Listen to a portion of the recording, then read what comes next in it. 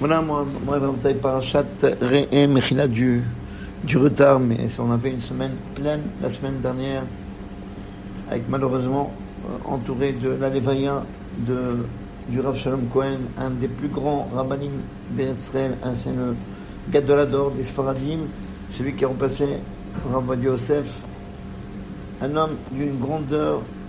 C'était un géant de la Torah, un géant de la Naga du Ham Israël, comment conduire le Ham Israël.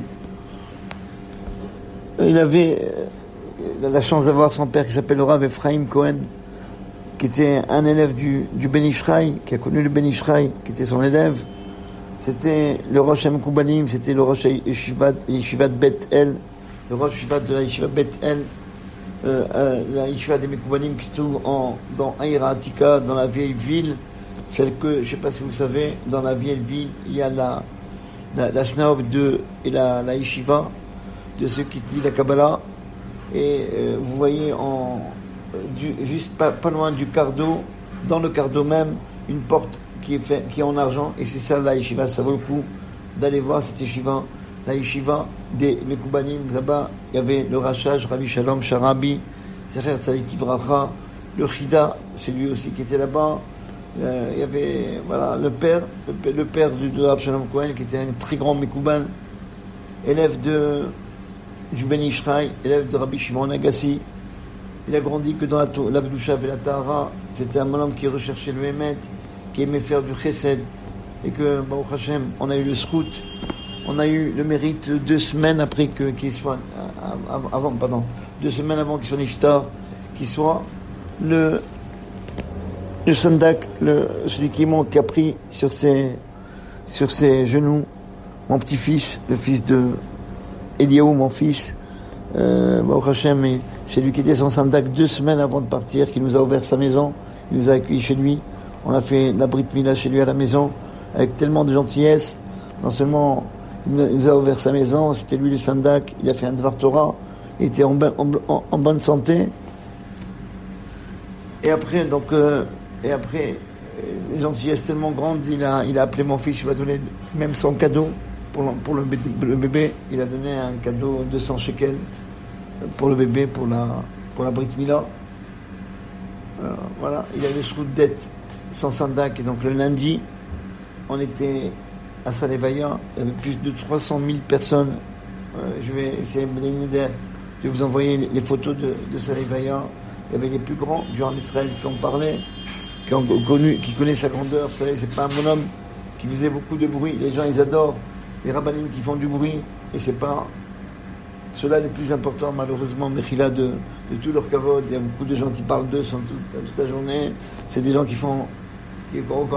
qu'on a l'impression que plus ils sont bizarres, plus ils sont grands rabbins. Mais ça marche pas comme ça. On n'est pas chez nous des marabouts. Il y a des gens qui font pas de bruit. Rav Shalom Cohen, il faisait partie de ces gens-là, toujours dans la nava, toujours dans sa modestie. Il ne pouvait pas se montrer.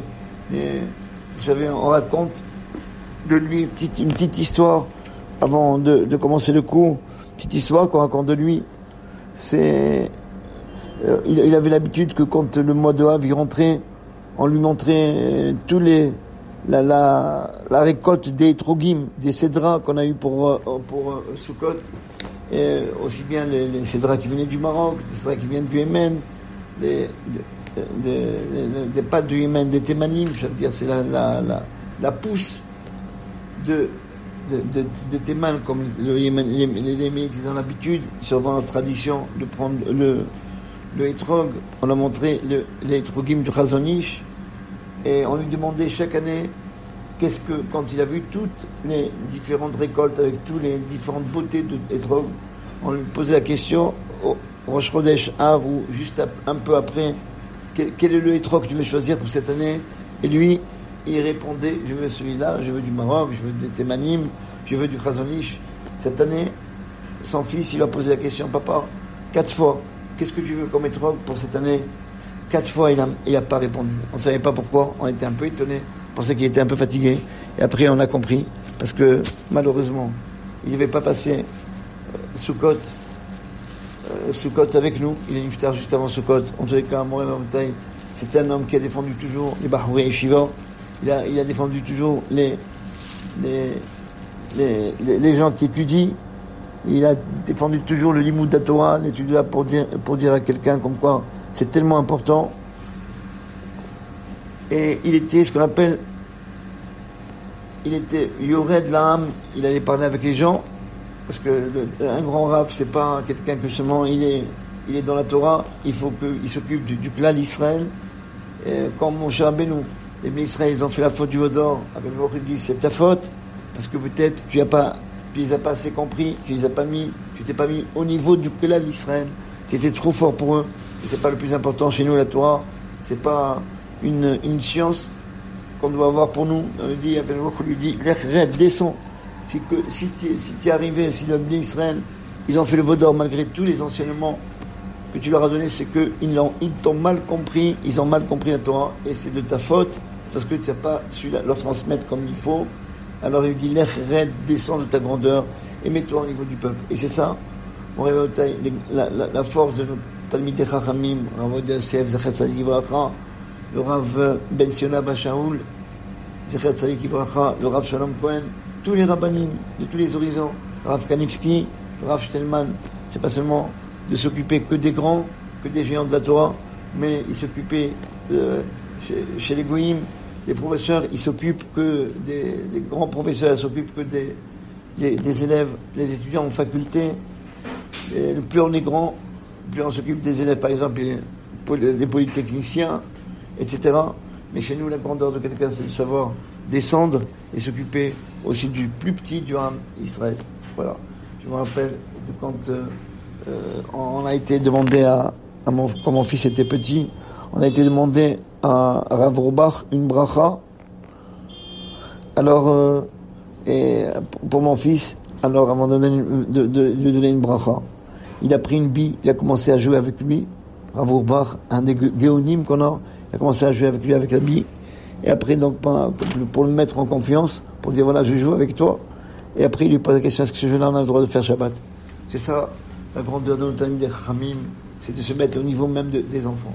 Alors voilà, on a perdu un grand homme, le Rav Shalom Cohen, et on a terminé malheureusement la semaine avec la disparition d'un des plus grands Mizaki Arabim en France, le Rav Mimoun de Marseille, qui Bémet, je ne sais pas ce qu'on a fait, mais on a perdu beaucoup de personnes cette année. Il y avait un des rabbanim m'a dit au moment de la Levaya de Rav Shalom Cohen, il a dit regardez, on a été tous touchés cette année, aussi bien les Litaïm, les Lituaniens, par la disparition de Rav Kanivski, les Chassidim, par la ptira, le décès de Rav Toubia Weiss, qui était le Av Bedin, un des Dayanim du Badat Yerushalayim. Et enfin, malheureusement, nous, les Sfaradim, on a été donc frappés par la mort de notre dirigeant, le Rav Shalom Cohen. Voilà. Donc, Hashem, on a beaucoup de travail. On doit les remplacer.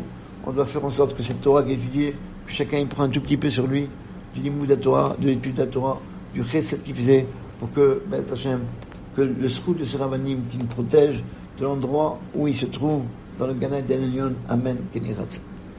Voilà, donc, on va poursuivre les halachot qu'on a fait sur nos côtés la Maravi. On peut permettre de couper un peu les cheveux d'un enfant qui est arrivé à l'âge de 3 ans dans le côté la Maravi. Et pour la première coupe de ces cheveux, attention, on parle que de la première coupe, et de faire là-bas, dans le côté, une simcha, une joie, parce que c'est pas simplement un folklore cette coupe, c'est parce que quand on coupe les cheveux de l'enfant, on lui laisse les péotes, les pattes, voilà. Et bon, on n'a pas une mitzvah de faire comme les chassidim, des grosses pattes comme ça. Non, il faut pas couper à ras. Chacun il a ce devoir-là, aussi bien les adultes que les enfants. Il faut que quand on coupe les cheveux, il ne faut pas couper complètement à ras et qu'il n'y a rien qui reste dans les pattes. Il faut qu'on puisse le plier. Donc, quand on va couper les cheveux d'un enfant, on va lui laisser la péa, les pattes. Comme ça, les faradim, on n'a jamais fait, à part des témanim, des grosses, des papillotes, qu'on appelle des papillotes. Non, on n'a pas fait ça. Mais on a une mitzvah de ne pas couper complètement à ras les pattes des cheveux. donc il est enfant, donc quand on lui coupe les cheveux, voilà pourquoi on fait cette fête, parce que c'est la première fois qu'il va faire cette mitzvah de laisser, quand on lui coupe les cheveux, on va lui couper les cheveux, sauf la PA, sauf les pattes, et pour montrer qu'on chérit la mitzvah, alors on va multiplier la joie, comme c'est expliqué dans le livre Le Sha'ar HaKavanot du Harizal, qu'ils avaient l'habitude de faire comme cela, de couper les cheveux à l'âge de 3 ans, de laisser les pattes de l'enfant, et ils faisaient ça sur la Matseva, sur le tombeau de Rabbi Shimon Bar Yochai, dans la ville de Méron. Et pourquoi? Alors j'explique pour ceux qui ne connaissent pas, pourquoi ils faisaient à Méron. Il y a une raison, parce que moi, une des raisons que j'ai vu, une très belle raison que j'ai vue dans un livre, c'est de dire parce qu'un enfant, quand il est dans le ventre de sa mère, il apprend toute la Torah, et quand il sort, au moment où il sort, pourquoi il pleure? Parce qu'il a oublié la Torah, il a oublié toute la Torah, et pourquoi il doit oublier, pourquoi on lui apprend la Torah pour qu'il oublie? Comme ça après c'est plus facile. Quand quelqu'un, comme ça la Torah pour lui, ce n'est qu'une révision, c'est pas la première fois qu'il va l'avoir, il a déjà étudié la Torah, donc pour lui c'est une révision, et comme c'est une révision, c'est plus facile à retenir. Et c'est de là que vient, quand quelqu'un, il fait la Torah alors qu'il ne faisait pas la Torah jusqu'à présent, on dit les choserbes, tu vois, il retourne. Comment il retourne? Il n'a jamais été religieux de sa vie. C'est pour ça, parce que dans le ventre de sa mère, il lui a appris toute la Torah. Et donc, bref, quand il sort du ventre de sa mère, il oublie cette Torah qu'il a appris. Et c'est pour ça, il se met comme quelqu'un qui est en état de deuil. Et quand on est en deuil, qu'est-ce qu'on fait? On se laisse pousser les cheveux. On se laisse pousser la barbe, lui, il vient de naître, il n'a pas encore de barbe. Peut-être qu'il est rasant, mais il n'a pas encore de barbe. Alors c'est pour ça qu'il laisse ses cheveux pousser jusqu'au moment où il arrive à l'âge de 3 ans. Pourquoi? Parce que c'est marqué dans la Lacha qu'à l'âge de 3 ans, le père, il doit lui apprendre la Torah, il ne doit pas lui apprendre à dire, comme on a dit dans des cours précédents, il ne doit pas lui apprendre à dire, le premier mot qu'il doit apprendre, c'est papa, maman, mais au contraire, la première chose qu'il doit apprendre, c'est Torah, Tsibalanu Moshe, mon rachat qui l'a Yaakov. La Torah, c'est Moshe Rabbeinu qui me l'a ordonné, mon rachat qui est l'héritage de toute l'assemblée de Yaakov. Et donc maintenant, et c'est pour ça qu'il se coupe à l'âge de 3 ans, parce que il termine son deuil, alors qu'il apprend la Torah, donc il va se rappeler petit à petit, il va avoir par son effort personnel retrouver la Torah qu'on m'a donné comme ça gratuitement dans le ventre de la mère. Et comme alors ils avaient l'habitude de faire ça sur la tombe de Rabbi Shimon Bar Yochai. Pourquoi? Parce que on souhaite que notre enfant il n'arrive pas à étudier un peu de Torah. C'est pas comme les gens ils disent, moi je veux pas que mon fils soit rabbin, je veux qu'il connaisse un peu de Torah, mais pourquoi c'est difficile avec lui pour la bar mitzvah? Il sait lire un peu, ça suffit largement. Il va pas être faire rabbin. Non, on doit faire en sorte d'apprendre le maximum à nos enfants de Torah, qu'ils soient capables d'étudier le maximum. On est venu sur terre que pour ça, pour étudier la Torah. Et que quand on travaille, on a le droit de travailler, on doit travailler, mais il ne faut pas oublier que notre objectif, c'est qu'après, on va dans les Bate Midrash, on étudie la Torah, et on fait les mitzvot. C'est ça l'apogée de tous les parents, avoir l'objectif, avoir l'aspiration que nos enfants arrivent au maximum.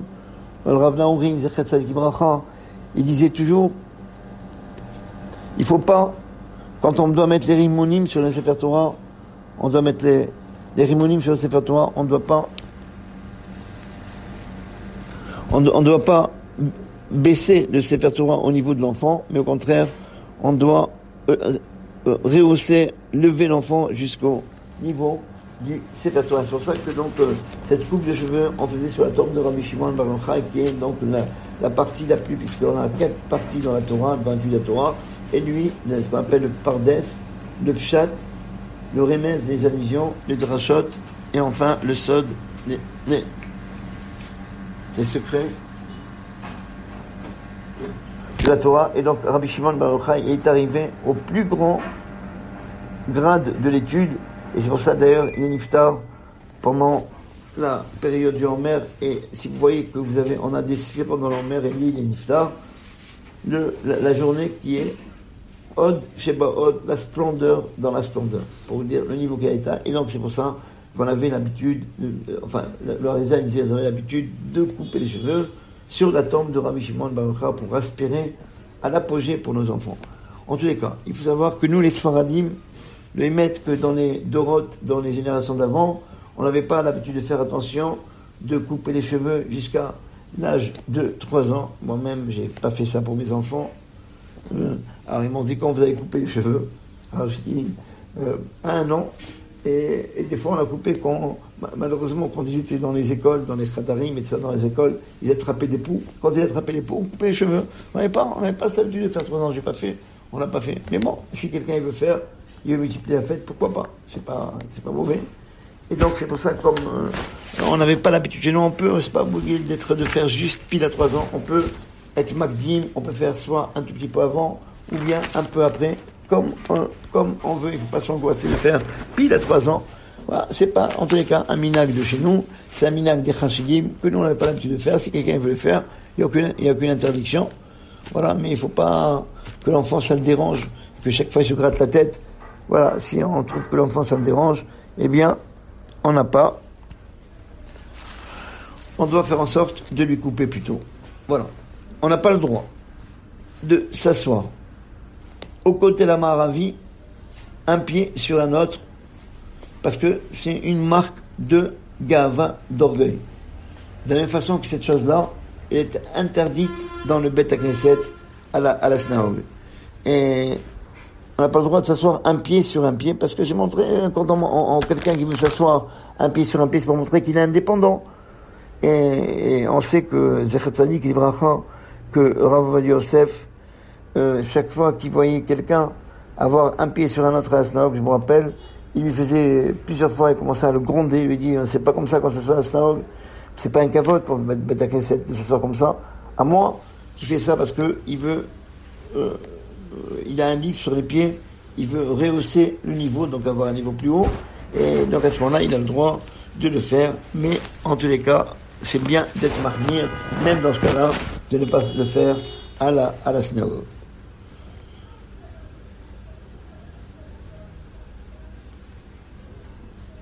D'ailleurs, en parenthèse, je ne sais pas si vous avez regardé, même dans le Ben Ishraï, les gens ils pensent, ils sont étonnés quand on fait des réflexions, et ils disent, mais on m'a jamais fait cette réflexion.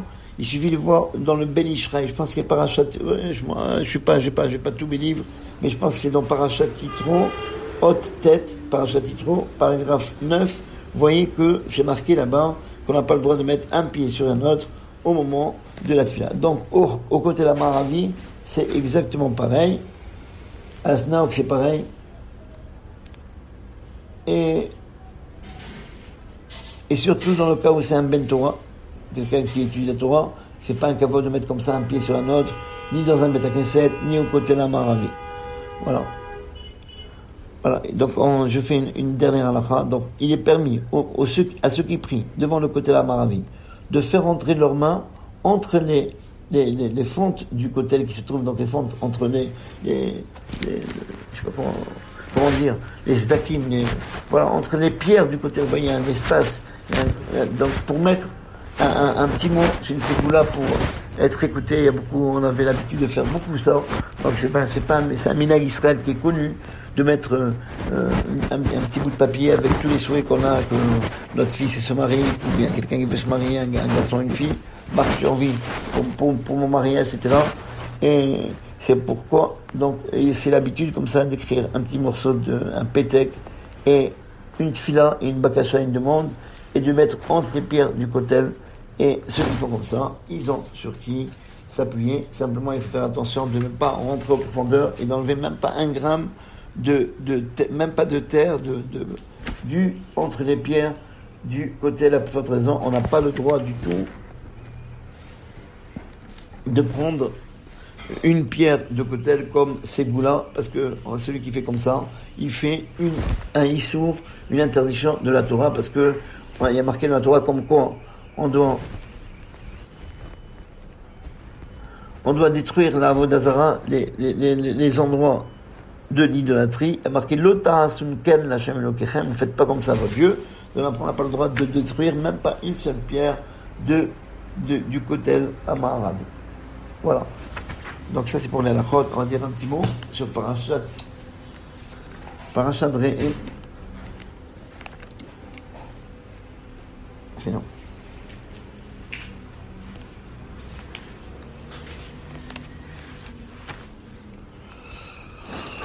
Bon, une petite chose peut-être d'abord sur ce Shabbat, c'est Rosh Chodesh Elul, le Shabbat de Parashat Re'eh.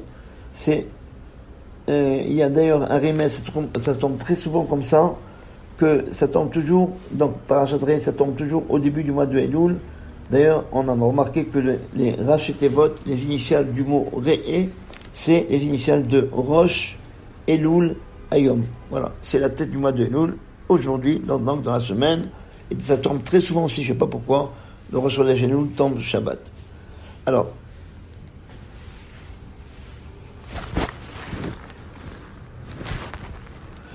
et dans cette paracha-là, Parashat Re'eh, on a mentionné plusieurs fois des langages de joie, et c'est pour nous faire un remèze, Visamarta, Tauvitecha, etc. Et dans les fêtes aussi, puisqu'on a la paracha termine sur les fêtes, il y a marqué Visamarta. Plusieurs fois, c'est marqué te réjouira. Au début de la paracha aussi, Visamarta, Becholatov, tu dois te réjouir de tout le bien qu'Hachem t'a fait. Et c'est pour nous donner un remèze, une allusion, que tout l'avoda, tout le travail qu'on doit faire au mois de Elul, il doit se faire Besimcha, avec joie, dans le bonheur. Hein, parce que on doit être heureux.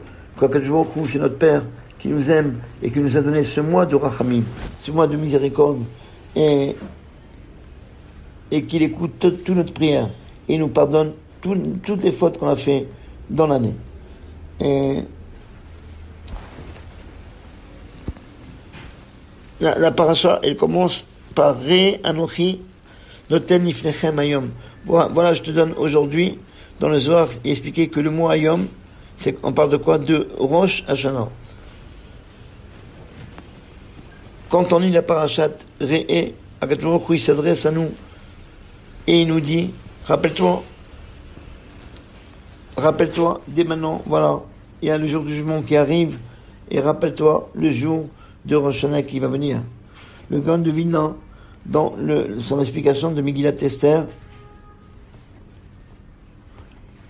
il écrit des choses sur le mois sur le Rosh Chodesh Elul, sur le Pasuk Bishnat Shalosh, la 3e année du règne de Achashverosh, il a fait une fête Shemonim Atiom pendant 180 jours. Et le Gaon de Vilna explique que l'année elle a 365 jours et un quart de journée, et comme on a un principe qui dit Ksatayom, un peu de la journée, c'est comme la journée entière. Donc, on peut dire que l'année est à 366 jours. Et donc, le Gaon de Vilna, il continue à expliquer que dans le ciel, on juge l'homme que sur la moitié de ces jours-là, c'est-à-dire que pour les jours et non pas les nuits. Donc, ça veut dire qu'il y a, en réalité, que 183 jours que le Yetzer Hara il a entre les mains, et c'est pour ça que vous comprenez pourquoi la Souda de Achashverosh elle durait combien? 180 jours, et les 3 jours qui restent, ce sont les 3 jours où il n'y a pas du Yetzer Hara. Et comme ça il dit le Gaon de Vilna, les 3 jours qui restent, qu'il n'a pas fait une Souda, puisqu'il a fait que 183, c'est Rosh Chodesh Elul, Rosh Hashanah et Yom Kippour, qu'il y a donc dans ces 183 jours. Donc là, il n'y a pas, le Yetzer Hara, il n'a pas d'emprise, Ben Hashem, sur nous.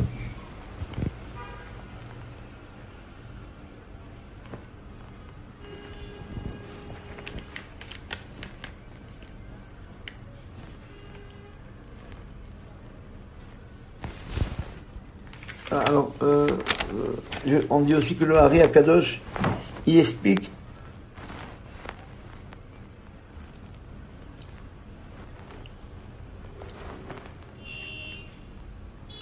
que pendant ces jours-là, ce n'est que pendant le moment où le chauffard, il sonne, qu'on doit avoir peur, mais tout le reste du mois, pas comme les gens ils pensent que tout, on doit claquer des dents tout le mois de Elul, au contraire, tout le reste de la Avoda pendant le mois de Elul, elle doit se faire, Be'ez Hashem, avec Simcha, avec joie. Voilà. Comme on a parlé du Beth Amikdash, je voudrais continuer sur ce sujet, puisque dans le parashat de Ré, il y a un pasouk qui dit, un verset, Isham Erecha, fais attention, Ben Ta'ane Olotechaou, que tu offres tes korbanot, tes sacrifices, Bechol Makom Asher Tireh, à tout endroit où tu veux. Non, tu n'as pas le droit d'offrir à n'importe quel endroit. Ki Imba Makom, pourquoi? Ça veut dire, Bechol Makom Asher Tireh, ça veut dire, comme nous explique Rashi, le mot Asher tiré, tu n'as pas le droit d'offrir tes sacrifices dans tous les endroits que tu vois. On aurait pu s'en passer de tout endroit que tu vois. On aurait pu dire Bechol Makom. Et pourquoi on rajoute le mot Asher tiré, que tu vois? Mais c'est pour nous dire que on ne parle pas de la vision des yeux, mais la vision du cœur et ton cerveau. C'est-à-dire, c'est pas toi de décider si tu penses que tu peux offrir, moi je pense qu'il vaut mieux offrir dans cet endroit. Non, tu n'as pas le droit, mais tu peux offrir dans un autre endroit que le Beth Amikdash, que Alpi Navi par les paroles d'un prophète, comme d'ailleurs nous dit Rashi. C'est des cas d'exception, comme Eliyahu, il a eu la névoie, il a eu la prophétie dans le mont Carmel, et là-bas il a offert une holocauste sur la Bama.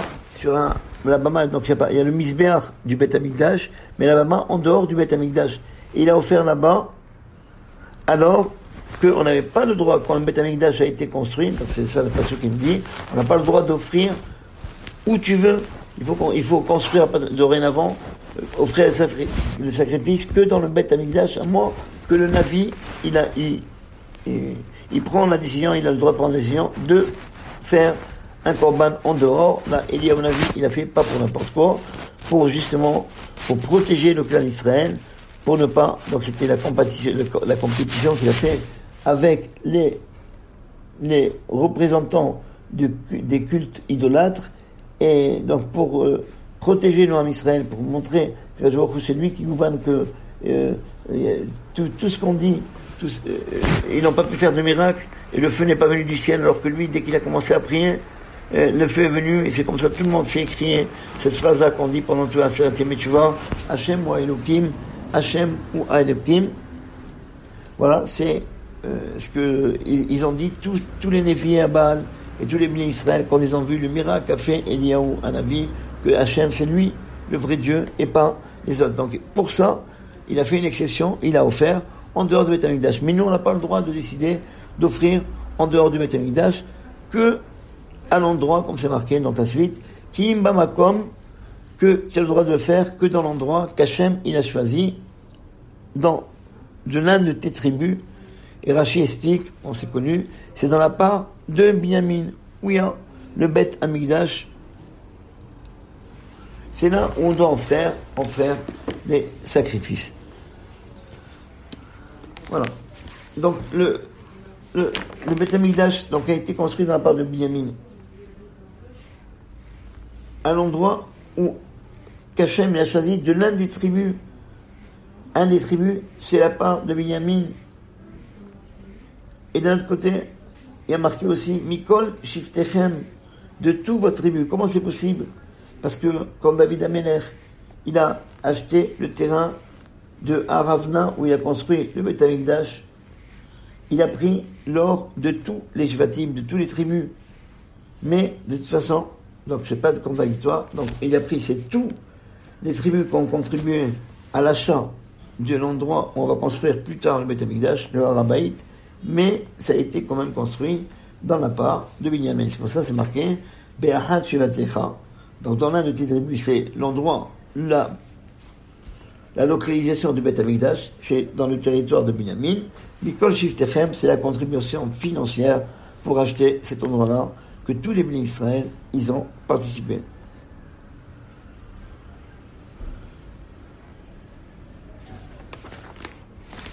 Rabbeinu Mechaye, il amène une preuve. Il dit comme ça, comme c'est marqué dans le livre de Divrei Hamim, Vaïten David le Arnan bemakom shikli za'av mishkan sheshmeot. Donc David Amelech, il a donné à Arnan des shkanim, des cycles en or de 600 de poids. Et alors que dans le livre de Shmuel, dans le Shmuel Bet, chapitre 24, verset 24, on va marquer Vaïken David et Tagoren ve Tabakar Bechetsef Shkanim Hamishim, que David Amelech, il a acquis ce terrain, avec 50 pièces de Shekanim. Donc on a deux versets. Donc je répète les références. Donc d'un côté on a dans Divrei Hayamim les hagiographes Aleph, dans le pasuk Kaf Aleph, Kaf E, que David Amelech a donné 600 cycles d'or pour l'achat, pour l'acquisition du terrain où il va construire plus tard le Beth Amikdash avec Shlomo Amelech. Et d'un autre côté, il y a marqué qu'il a payé 50 shkanim. Alors c'est contradictoire. La réponse est comme ça. Non. Les 600 en réalité, c'est de toutes les tribus. Mais chaque tribu, elle a donné 50 shkanim. Donc 50 fois 12, ça fait exactement 600. Voilà. Et donc il y a une question que le Rav Steinman pose. Pourquoi David Amelech, il devait acheter ce terrain de Haravna? Pourtant, toute la terre, elle va être conquise par les bénis Israël. Et comme on l'a dit, cet endroit-là, il se trouvait dans la part de Binyamin. Et donc, pourquoi ils n'ont pas conquis ces terrains comme ils ont conquis tout le terrain d'Israël? On n'a jamais vu quelqu'un qui conquit un terrain et qui doit payer pour ce terrain. Pourquoi il a payé? Alors, on peut expliquer. Si on n'avait pas acheté si on avait acquis ce terrain par la guerre, eh bien, ce terrain aurait appartenu à ceux qui ont fait la guerre et qui l'ont conquis. Akadosh Baruch Hu, il a voulu premièrement que tout le clan d'Israël, il soit associé à cet endroit-là. Regardez comment on est souci d'Hachem, l'ardou du clan d'Israël. Et c'est pour ça qu'il a acheté avec l'argent pour montrer, non, c'est parce qu'on a conquis, on a acheté avant, on a acquis par l'argent, et chacun il a une part, faut pas que ça appartienne qu'à une seule partie. Et le Rav Steinman, il disait une autre réponse, et il disait, le Mikdash, c'est l'endroit où la Shrina, il y a la présence divine, à Kadosh Baruch Hu. Il veut pas que la présence divine il vienne dans un endroit qu'on a acquis par la guerre, si on peut le faire avec le Darkei Shalom, par la paix, parce que c'est l'endroit qui est le plus saint. Et c'est pour ça que la base de tous les endroits des Makom Kadosh, elle doit se faire avec plus de tranquillité, pas de guerre, pas de mahloket. Et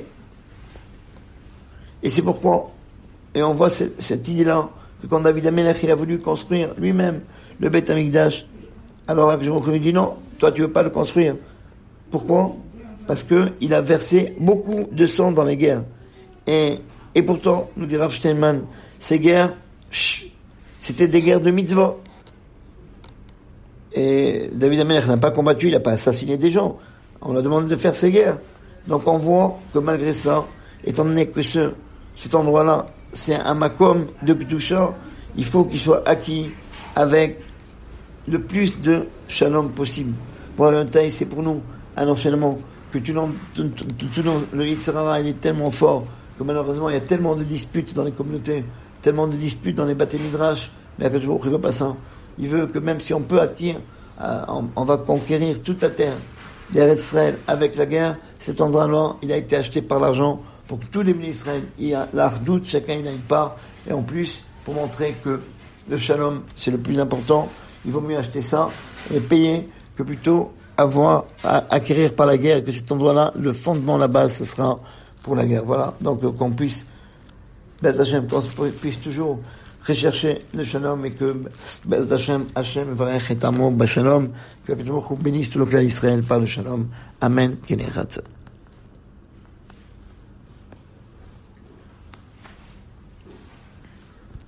Voilà, puisqu'il vous reste un peu de temps, je voudrais donner un autre ridouche important.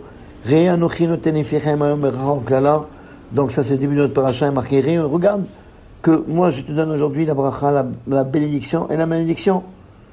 Alors pourquoi on dirait, on aurait pu dire schéma, écoute, pourquoi Ré voit? Eh bien, le Baal Shem Tov, il répond à cette question par une histoire. Et une histoire qui est arrivée. Que le Baal Shem Tov, un jour, il a rencontré Yosadeh, qui était le puiseur d'eau de la ville. Il lui dit, comment tu vas? Il lui dit, qu'est-ce que je peux te dire? La situation est difficile. J'ai 70 ans. Je travaille encore. Un travail difficile. Je puise de l'eau. Physiquement, c'est difficile. Et en plus, ma fille, elle a divorcé de son mari après qu'elle a tellement souffert avec lui. Et elle est venue habiter à mon âge, à 70 ans, alors que je veux un peu de tranquillité. Elle est venue habiter chez moi avec tous ses 5 enfants. Et je suis rempli de problèmes. Le Baal Shem Tov, il a fait une bracha, il a dit, je te bénis que bientôt tu auras une belle vie et que tout se change pour le bien. Les chassidim qui accompagnaient le Rav, ils ont pensé, ils ont dit, mais quoi, qu'est-ce qu'il raconte notre Rav?